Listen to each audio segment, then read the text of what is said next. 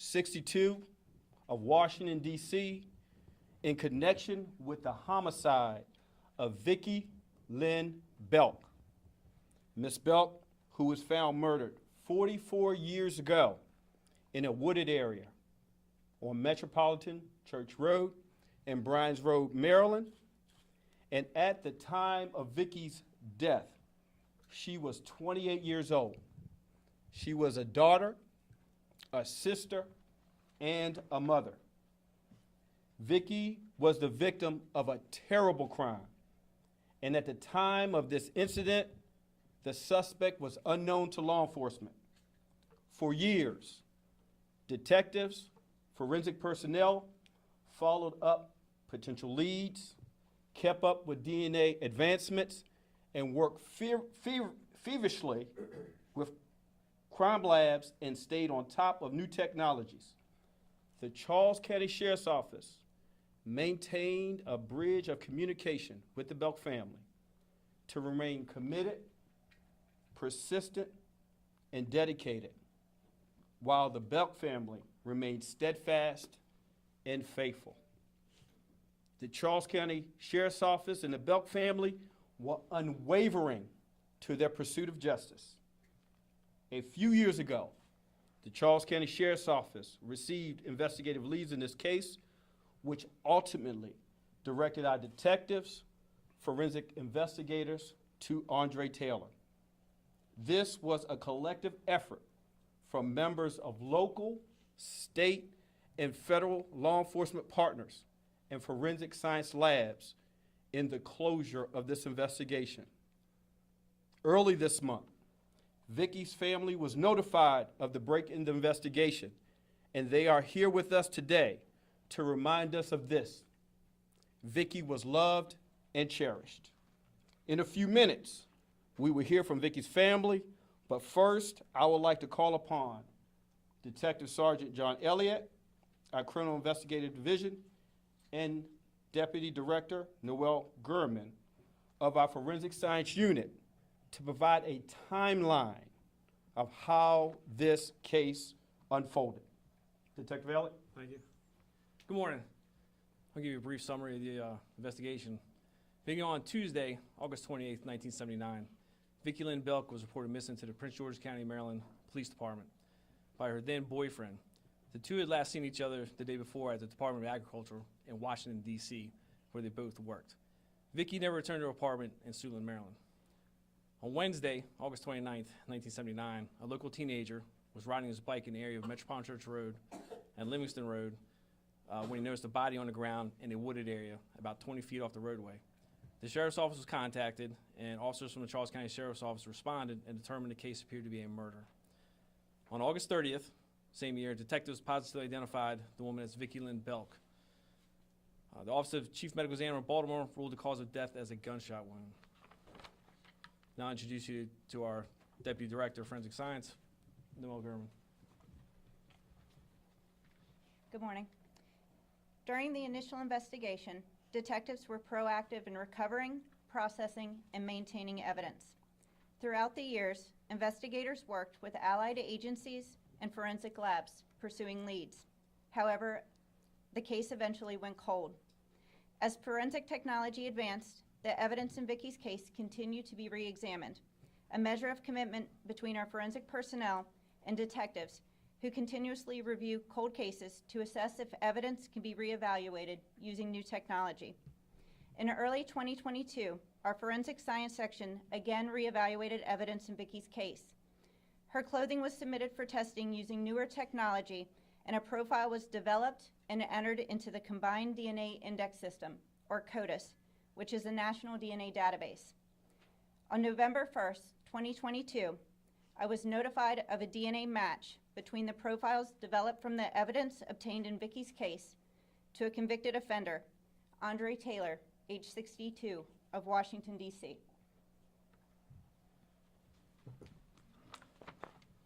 Upon receiving the notification of the match, we began investigating Taylor's background and his ties to Bryans Road, Maryland. We learned Taylor's DNA was in the national database because he was arrested for several violent crimes which occurred in Washington, D.C. Further, Taylor's address on his arrest records from the 1980s showed he lived at a residence in Bryans Road, Maryland, an address that was less than 4 miles from where Vickie was found. In other arrest records, he listed an address in Washington, D.C., which is not far from where we believe Vickie was abducted from. We work with our law enforcement partners at the United States of Homeland Security Investigations, D.C. Metropolitan Police Department Homicide Section, and the U.S. Secret Service Baltimore Field Office, who assisted us throughout the investigation and helped obtain a search warrant for Mr. Taylor's DNA. Based on the collaborative efforts and after months of trying to find him, Taylor was eventually located in Washington, D.C., and a search warrant for his DNA was obtained and served. The DNA was later confirmed to be a match between Taylor and the evidence from 1979.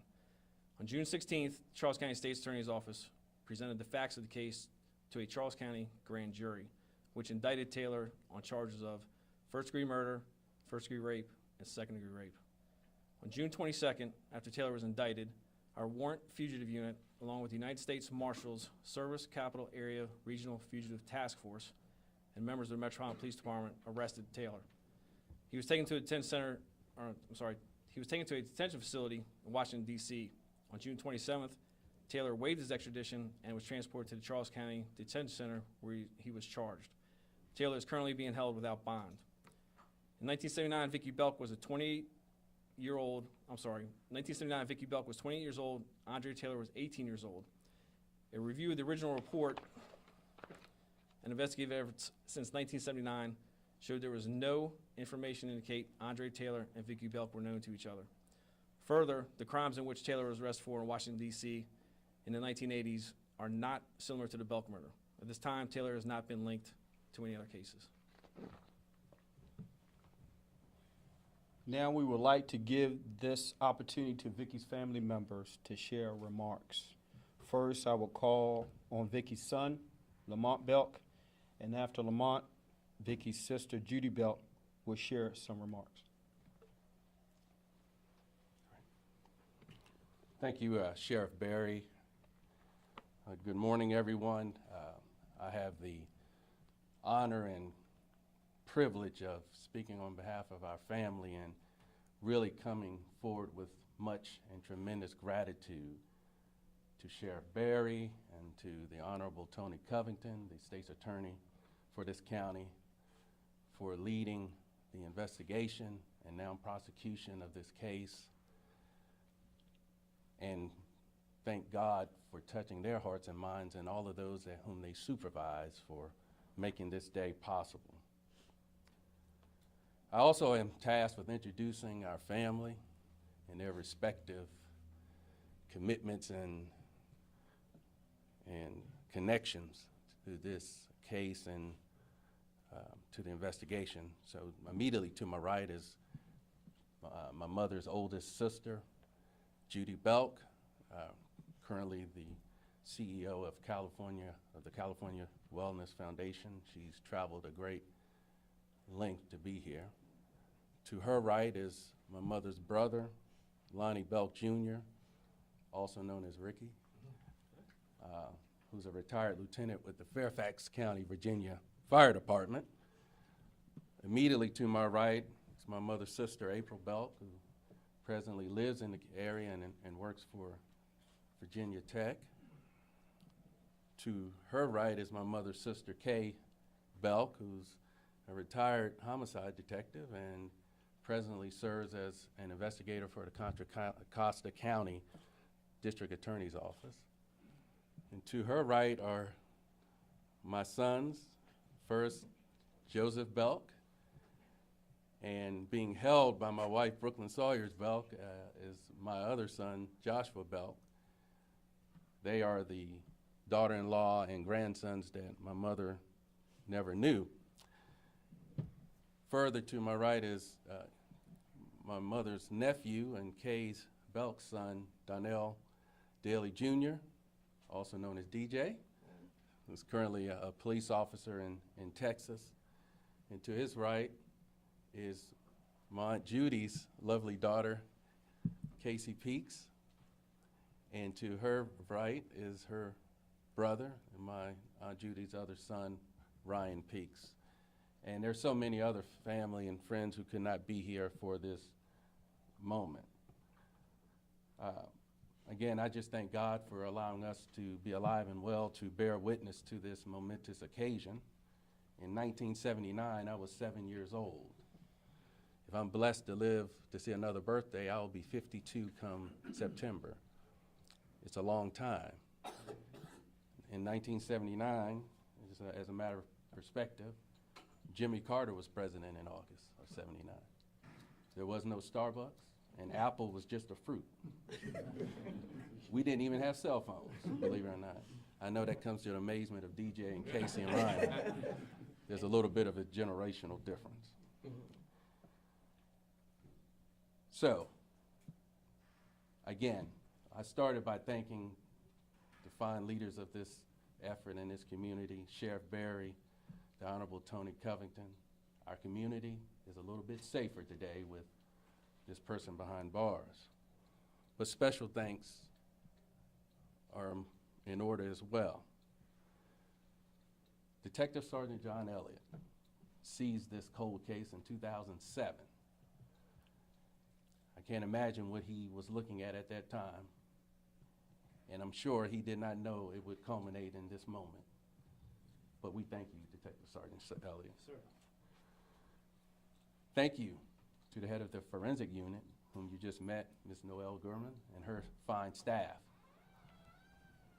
who employed modern techniques to well-preserved evidence to render this occasion. It would not have been possible without her unit's efforts. Thank you to John Stackhouse and his team who are prosecuting this case and for their reviewing the evidence and assessing it properly to present it before a grand jury. And thank you to the grand jury of Charles County that saw fit to return an indictment in this case. Thank you to Lieutenant Frank Tona, who assisted Detective Sergeant Elliott, Captain John Burrows, Diane Richardson, and Debbie Harden, and all the fine staff and personnel of the Sheriff's Department and the State's Attorney's Office who have saw this case through and who have supported my family and I. Thank you to all of those who worked in the property room, the evidence room, the record room, who preserved this evidence. A lot of things can happen in 44 years. Without any evidence, we're not here today. But they're nameless and faceless at this moment, but they have as much to contribute as anyone here, because the evidence was there for this match to be made. And I thank you very much. I and my family thank you very much.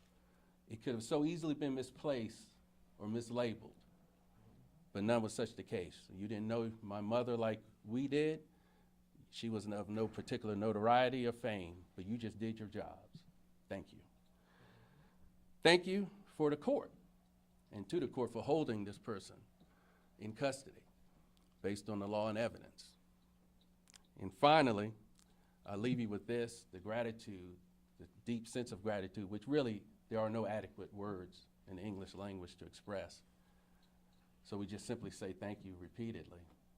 But the gratitude is not conditioned upon or subject to or connected to any particular outcome in this case.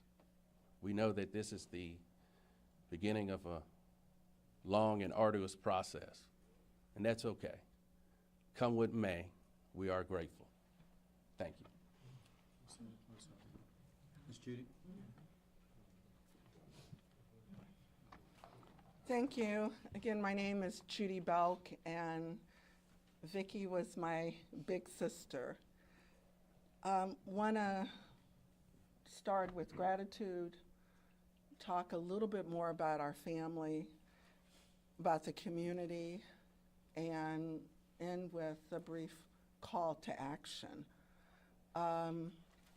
Gratitude, and Lamont said it all, for the excellence in terms of the work that got us to this point. Folks did their job and did it well, and I know that just doesn't happen, so we really thank you for caring and for providing us a little bit of closure. Family, the last time that I saw Vickie was at my wedding day. She was my maid of honor. We were in our family church, Oakland Baptist Church. She'd helped me pull together the wedding. There are a couple of folks that I just want to mention that aren't here, but I know they're here in spirit. First of all, we're one of six. I'm one of six.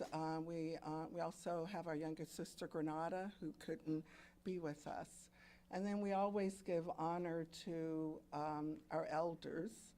And the matriarch of our family is Joyce Casey Sanchez, who I know if she wasn't ill, she would be here, and we hope that she'll make it to her 90th birthday next month. And then, of course, our parents, Lonnie and Maydell Belk. I need to say their names. I was not a parent in 1979, and now that I am, I can't imagine the process of bearing your child. So we want to give honor to them. The loss of Vickie was just not to our family. It was a community. We are fifth, maybe sixth generation Virginians, Alexandria, Virginia. Vickie and all of us were raised in a very close-knit African-American historical community in Alexandria called Seminary. The center of that community was Oakland Baptist Church, which was founded in the 1800s by our great-great-grandfather, John Wesley Casey.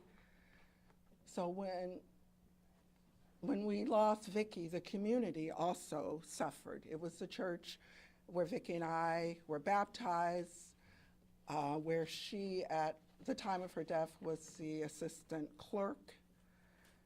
And the community was traumatized, so much so that after she died, in the African-American community, folks either feed you or they give you money or resources. So almost immediately, the community the church started receiving $5, $10, and once we got through the immediate grief, there was a small fund of money just coming in from donations.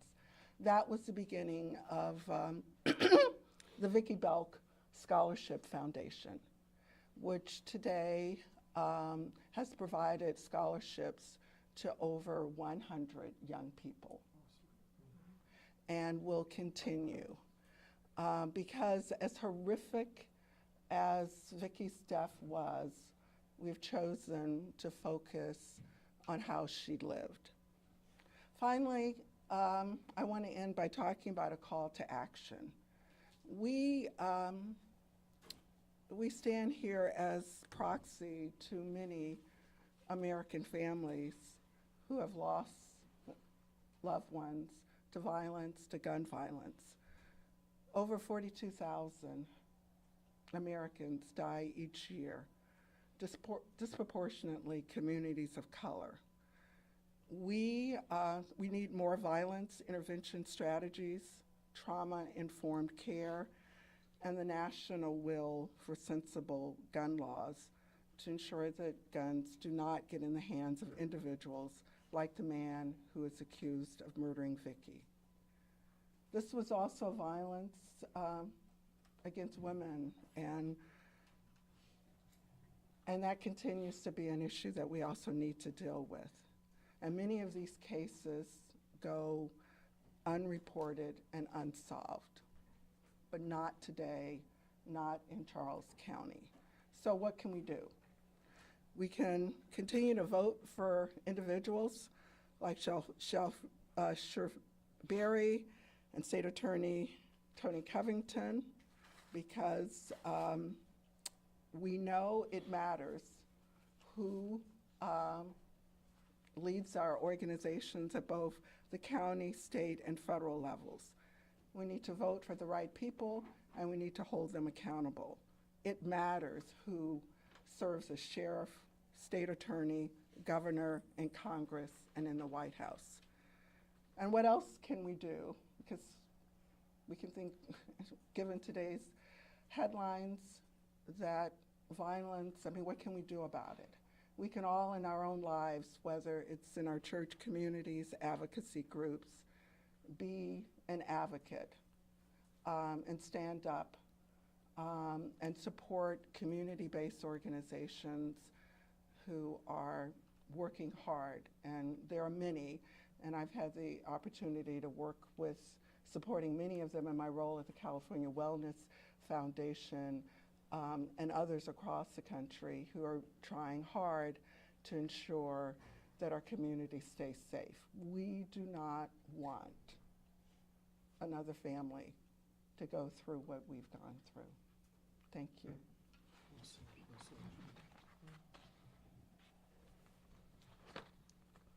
You can see that the Belk family is well represented here, and we thank them for sharing and also thank for their heartfelt remarks. I would like to acknowledge and thank the following law enforcement forensic partners for their dedication to this case. Their efforts, individually and collectively, contributed to the identification and arrest of the suspect. The United States Department of Homeland Security, Special Agent David Roberson is with us.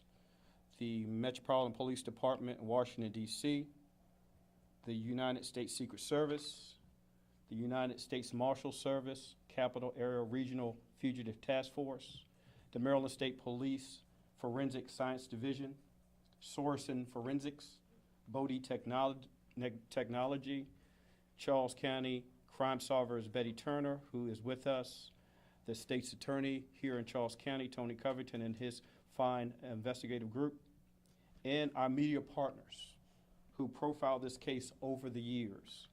Further, I would like to thank our dedicated forensic personnel and our criminal investigative division detectives who consistently review cases. For more than 10 years, the Charles County Sheriff's Office Cold Case Initiative has worked diligently on the agency's cold cases. Through the support of federal grant funds, this initiative has allowed us to make significant progress in unsolved cases. We look forward to continuing our relationship with our federal partners. In closing, we are relentless in the pursuit of justice. We never stop, we never give up, and we will always search for ways to solve crimes. Today is a clear illustration of that. It is our duty and our mission to pursue justice for the victims of crime.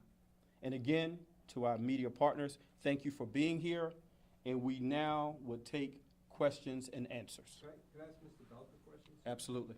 I understand that you are either a current or a former federal prosecutor, is that correct? Yeah. Yes, sir. Yeah, could you tell me a little bit about that and whether the lingering mystery of your mom's death had anything to do with your choice of profession? Yes, as I look back, I believe it did. I don't think in a moment I was conscious of it. But as I look back, being a prosecutor, both in the state and federal systems, I'm able to attribute that to her loss and the experience associated with that. Are you currently an assistant U.S. attorney? No, I have since resigned. I'm now currently in-house counsel at the Tennessee Valley Authority. You were an assistant U.S. attorney in Georgia? I was, yes, sir. Which district is that? The Southern District of Georgia, which quite frankly is a little bit gerrymandered. It's more eastern, or western Georgia, I should say. You were an assistant at USA. You were an Yes. ASA. Yeah. Mr. Belk, is there, I mean, you were 7 years old, right? Yes, sir. Is there a memory of your mother that's given you strength all these years? Yes, in fact, I'll just share quickly. I think one of the lasting memories was my being baptized, and she and I going to our pastor and being counseled as to making sure I understood the significance of that. And I think I answered all the questions correctly. But I appreciate it more as I've gotten older what she did. Yeah. Can you talk to us a little bit about what kind of mom she was, what you remember about her? I remember being disciplined, quite frankly. And I don't know if that's just some compartmentalization on my part or what, but Made you a better man. I would think so. I remember being disciplined, but I also remember she was always working. In fact, when we last saw her, she was going to work that day, and we didn't see her again. But she worked at the Department of Agriculture, and she worked at the church, our local church, and she would often take me with her as she was doing the church work especially. So. How much do you think that the grandkids have missed by not having her? Yeah, I couldn't even begin to describe. My wife and I often say we've lost our parents on both sides, and we feel the loss of our parents, and certainly they would feel the loss of their grandparents. Can I ask Judy a question? Judy, did you and your sister have some part in the civil rights matter in Alexandria's children? Yeah, you know, when Vickie and I started school, I don't, you know, maybe I hope I don't look as old as I am. But Virginia, and at least Northern Virginia, was very different than it was when we started school. It was about, you know, 6 or 8 years, 9 years after the Brown decision. But Virginia has always been quite stubborn about those issues, and had still not integrated the schools in Alexandria. And so when we started school, we were bused about 3 or 4 miles past a perfectly fine all-white school, Minnie Howard, to a separate, but I would say very unequal,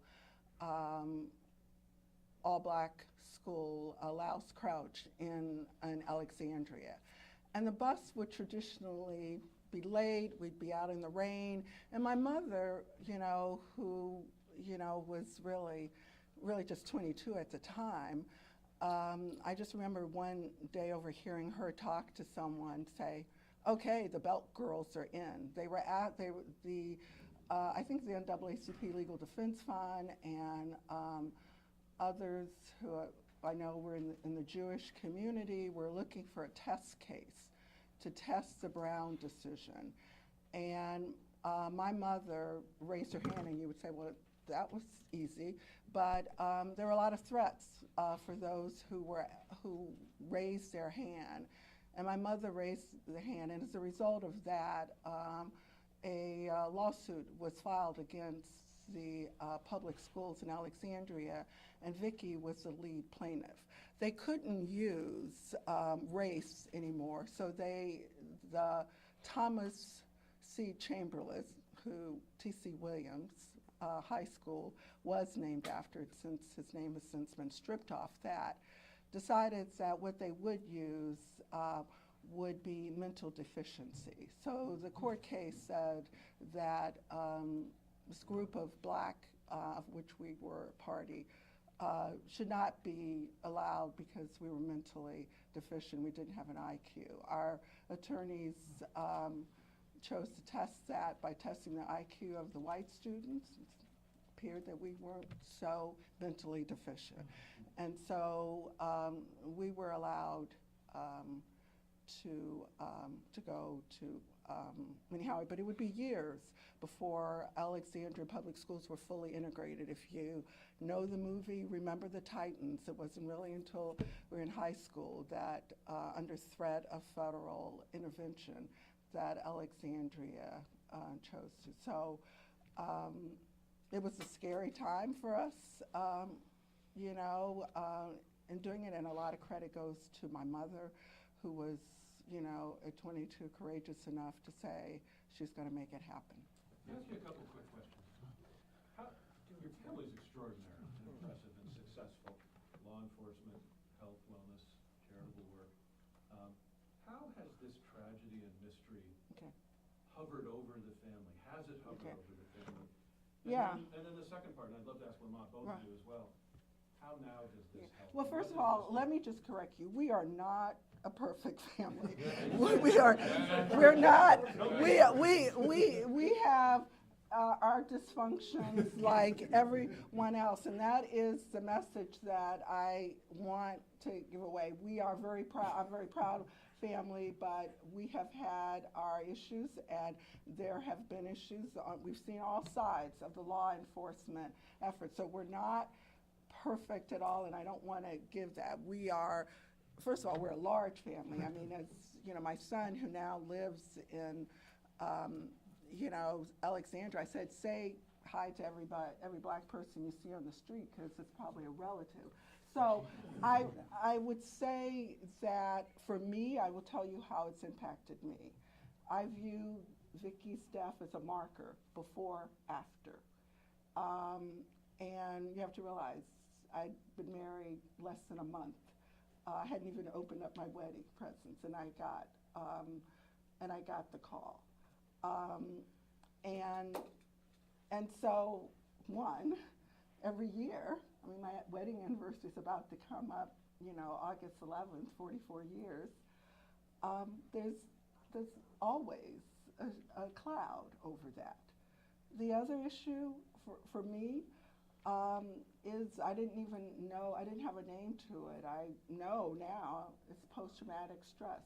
People who are in my orbit know that I need to know if they arrived safely, because Vickie went to work one day and just didn't come home.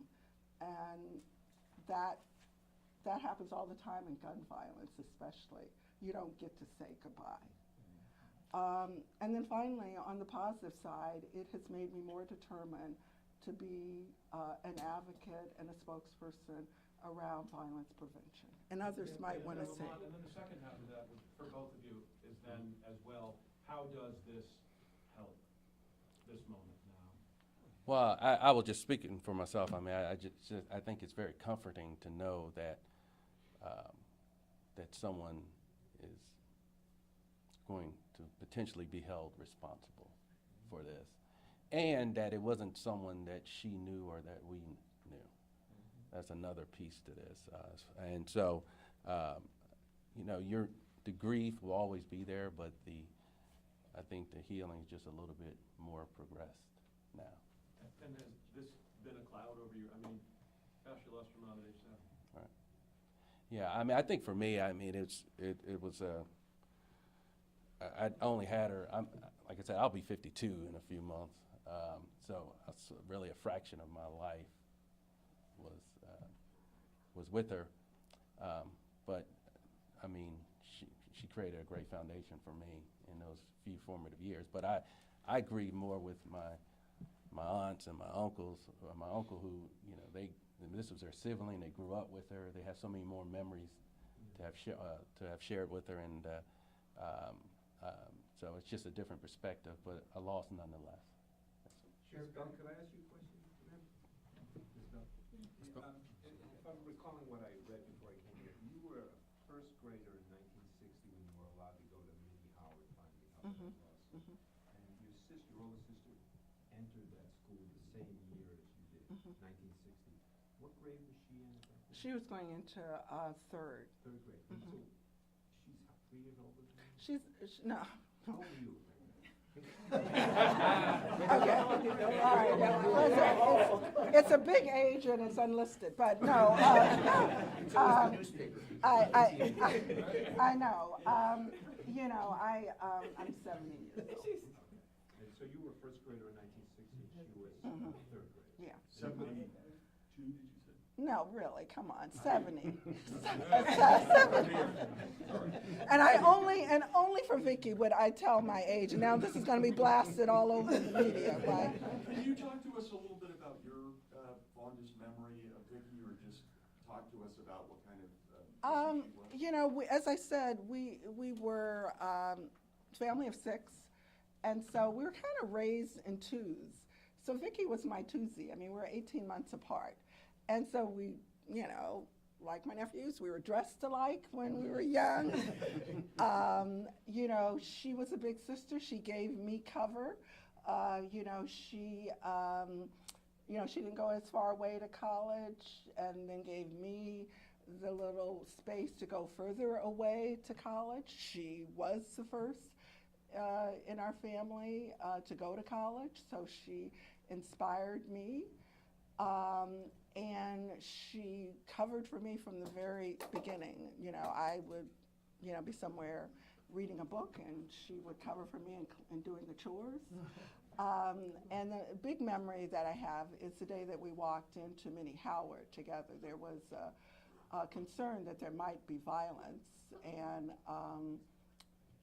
I remember the community group saying, just be prepared, just walk straight. Judy, just hold on to Vickie's hand. And I remember, you know, which tells a little bit more about my mom, and they said people might spit on you, they might call you the N-word. And then I remember my mother said, hold it, anybody spit on my girls, I'm gonna kick their ass. But none of that happened. None of that happened, but it was, I think we went to that school with two others from the neighborhood, the Bradbys, so it's four of us. It was very, you know. Did she hold your hand? She held my hand and checked in on me as she always did. So, you know, she was, you know, all I can say was my big sister, my partner. We grew up together. You have to realize, you know, when we, because we were in an underserved African American community, 10 miles from the White House, the first 10 years of our lives, we did not have access to running water, plumbing. So she would take my hand and go to the outhouse with me. We would have to go and get pails of water to have water, and it had nothing to do with not being able to have access. So those services were available. They just stopped short of the African American community that we're in.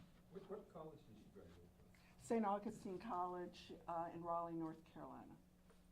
Sheriff, can we ask you a technical question? I mean, we hear about Bodie technology and the incredible stuff they do with familial genealogy and DNA and all that incredible technology.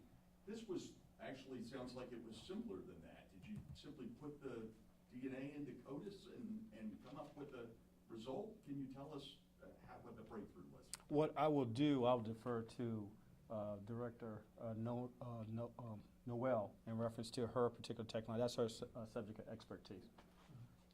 Sure, so you are correct. It was simpler than that. We did not use genetic genealogy in this case. So it was just a regular profile that was entered into CODIS. A DNA profile. A DNA profile, yes. Does Mr. Taylor have 2 other murders in the District of Columbia? Looking at his history and working on his background, he's been charged with 2 unrelated murders. One of them, I believe, was 1980.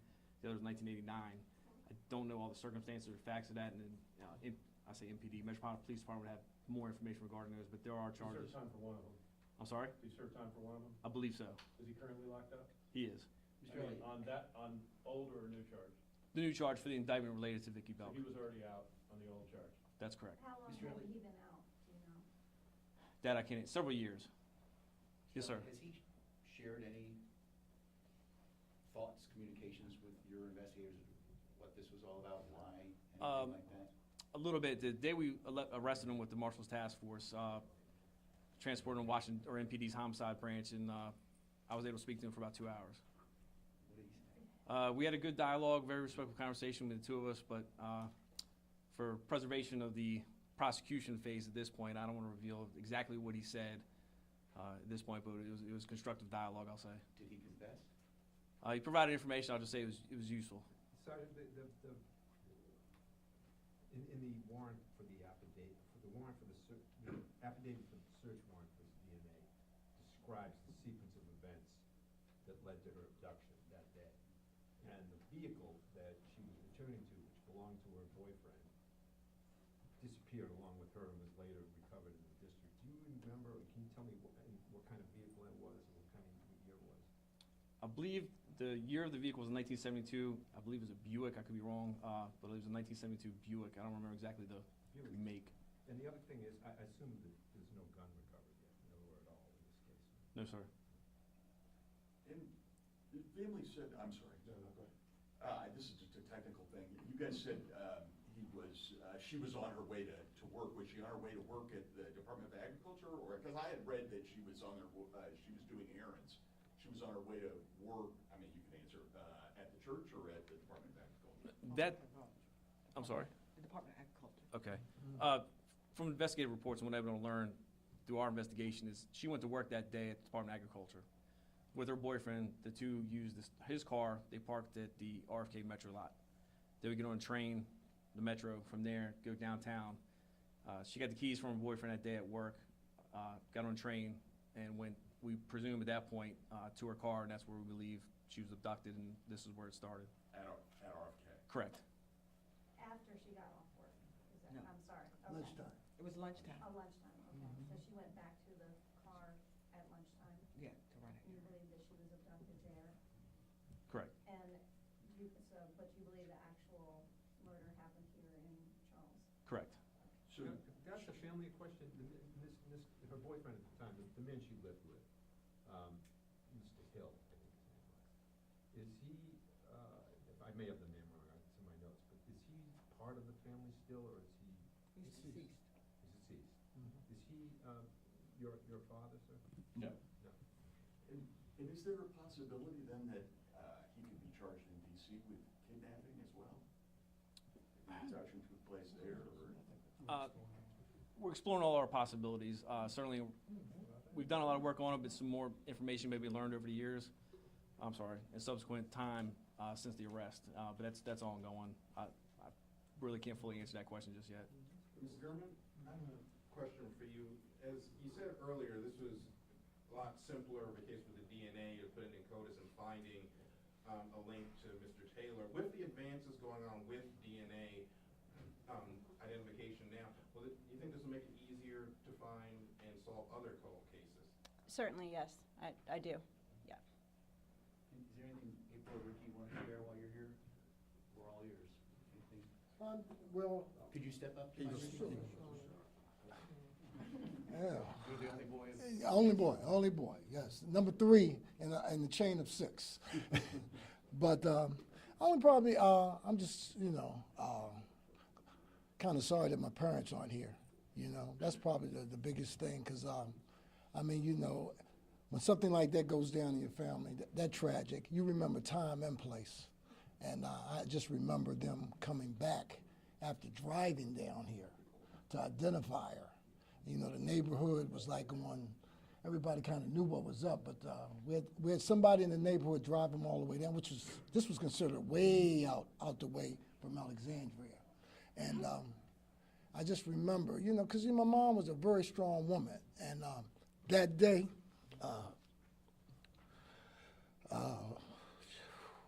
when she came back, I'd never seen it like that, when she had to come down here to identify my sister. So I always remember that, how she yelled when she got out the car and said that the guy, whoever did this or who did this, or we didn't know at that time, had like threw her, left her on the side of the road like she was some type of animal, And I still remember her saying it to me, and I've never seen her, being that, I just never seen her cry like that. So, and I'm just glad this is finally getting ready to come to a closure. So, thanks everybody. I'm sorry. Yeah. Did you ever mention about a motive? Can you say anything about a motive? Based on what we have right now, I think the motive, it was a kidnapping. We believe there's evidence of sexual assault and homicide. A completely random? Absolutely random occurrence, random act. I think it was a chance encounter between the two that day. Thank you all very much. Sorry. Thank you. Thank you. Thank you. Hope you have peace on the other. Thank you so much. Beautiful family. Right. Not perfect. Right.